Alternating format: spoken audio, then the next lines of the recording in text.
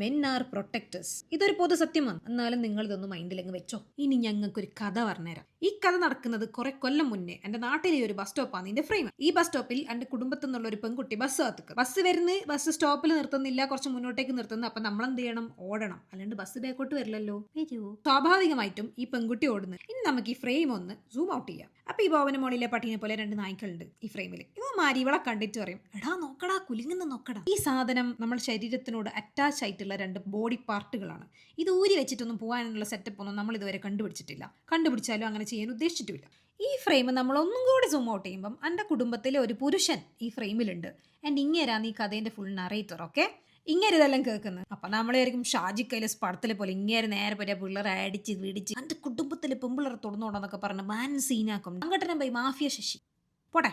സത്യനന്ദിക്കാട് പടം ഫുള്ള് നന്മ. ഇങ്ങനെ നേരെ പോയിട്ട് അവരോട് പറഞ്ഞ, മക്കളെ ഇന്റെ കുടുംബത്തിലുള്ള അമ്മയും പെങ്ങളെല്ലാം ഇങ്ങനെ സംസാരിക്കാൻ പാടണ്ട, ഇങ്ങനൊന്നും ചെയ്യറട്ടാ എന്നെല്ലാം പറയുന്നത്. ശുഭപര്യവസായി നോ. എന്തിനാ എത്ര ഹൈ ഹോപ്സ് നിങ്ങൾക്ക്? എന്നാണ് സംഭവിച്ചതെന്ന് വെച്ച് കഴിഞ്ഞാൽ, ഇങ്ങനെ നേരെ ഭാര്യന്റെ അടുത്ത് പോയിട്ട് പറയും, ഓളോട് മര്യാദക്ക് ഷാളിലിട്ട് നടക്കാൻ പറയണം കേട്ടിനാ.